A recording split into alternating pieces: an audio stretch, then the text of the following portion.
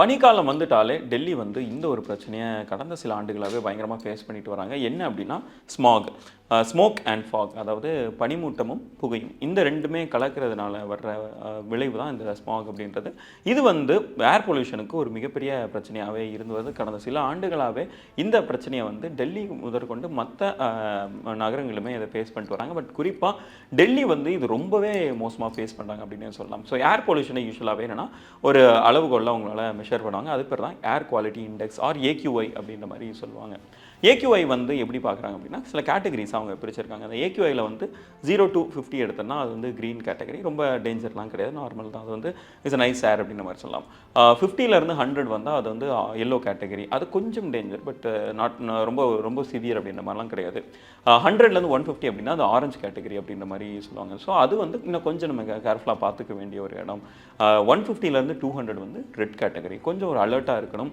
இது வந்து பலரை வந்து பாதிக்கிறதுக்கான வாய்ப்புகள் இருக்குது அப்படின்றது.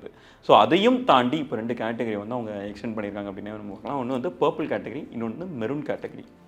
200லேருந்து 300 பாயிண்ட்ஸ் இந்த ஏர் குவாலிட்டி இண்டெக்ஸில் இந்த 200 to 300 எடுத்தாங்கன்னா அது வந்து பர்பிள் கேட்டகரி வரும். 300க்கும் மேலே போச்சு அப்படின்னா அது வந்து மெரூன் கேட்டகரி. அது வந்து வாழ்கிறதுக்கு ரொம்பவே கஷ்டமான ஒரு கேட்டகரி தான் அந்த மெரூன் கேட்டகரி அப்படின்றது. ஸோ இப்போ டெல்லி வந்து இதில் எந்த கேட்டகரியில் இருக்குது அப்படின்றத பார்த்துட்டோம் அப்படின்னா அவங்க மெரூன் கேட்டகரியில் இருக்காங்க. மெரூன் கேட்டகரியிலையுமே ரொம்பவே முன்னாடி இருக்காங்க அப்படின்னே நம்ம சொல்லலாம். வந்து ரீசெண்டாக ஸ்விஸ் வந்து ஒரு ஏர் குவாலிட்டி இண்டெக்ஸ் இந்த மாதிரி வச்சுருக்காங்க. ஸோ அவங்க ஸ்விஸ்ஸோட குவாலிட்டி இண்டெக்ஸ் படி பார்த்தோன்னா இந்த இதில் 1000க்கும் மேலே அவங்க பாயிண்ட்ஸ் எடுத்துருக்குது டெல்லி. ஸோ அந்த அளவுக்கு ஒரு மோசமான நிலை இருக்குதா அப்படின்ற மாதிரி தான் பல கேள்விகளை வந்து எழுப்புது. அது மட்டும் இல்லாமல் இந்தியன் ஏர் குவாலிட்டி இண்டெக்ஸ் வந்து டோட்டலாக டிஃப்ரெண்ட்டான அளவுகோலில் அவங்க கணக்கிடுறாங்க. அது வந்து 434 வரைக்குமே இந்த டெல்லி போயிருக்கு. ஸோ இந்தியாவோட அளவுகோலில் எடுத்து பார்த்துட்டாலுமே டெல்லி வந்து மெரூன் கேட்டகரியில் இருக்கிறது வந்து ஒரு மிகப்பெரிய அலாமிங்காகவே இருந்து வருது.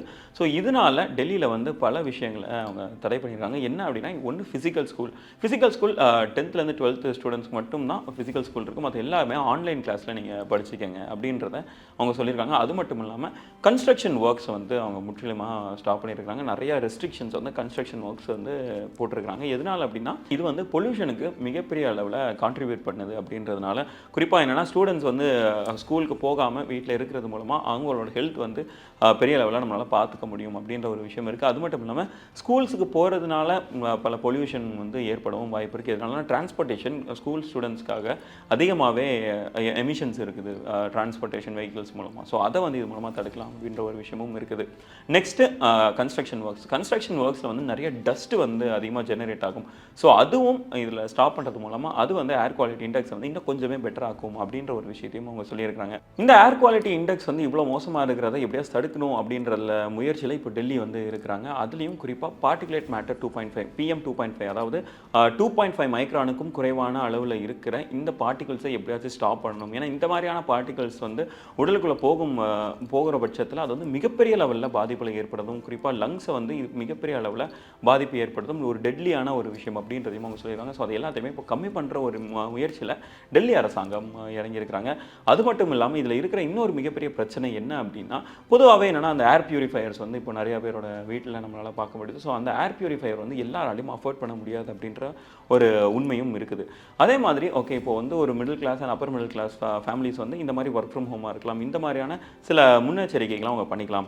பட் ஆனால் கூலி தொழிலாளிகள் தினந்தோறும் தினக்கூலிகை வேலை செய்கிறவங்க வந்து இதில் மிகப்பெரிய அளவில் பாதிக்கப்படுறாங்க அப்படின்றதையும் அவங்க சொல்லியிருக்காங்க. அதுவும் அந்த கூலி தொழிலாளர் தினக்கூலிகள் அண்ட் இந்த ரிக்ஷா இழுக்கிறவங்க இவங்க எல்லாருக்குமே இருக்கிற ஒரு மிகப்பெரிய கன்சர்ன் என்ன அப்படின்னா எங்களுக்கு ஏர் பொல்யூஷன் இருக்குதோ இல்லையோ நாங்கள் வெளியே வந்து வேலை செஞ்சால் மட்டும்தான் எங்களோட டெய்லி நீட்ஸை எங்களால் பூர்த்தி பண்ண முடியுது அப்படின்ற ஒரு கன்சர்னையும் அவங்க ரைஸ் பண்ணியிருக்காங்க.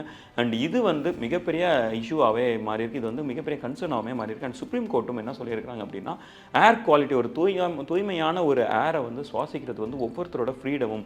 நீங்கள் அந்த இதை நீங்கள் வந்து மக்களுக்கு கொடுக்கணும் அண்ட் அதுக்கான நடவடிக்கைகளை இமீடியட்டாக மத்திய மாநில அரசுகள் எடுக்கணும் அப்படின்ற ஒரு விஷயத்தையுமே ரொம்ப ஸ்ட்ரிக்டாகவே சொல்லியிருக்கிறாங்க.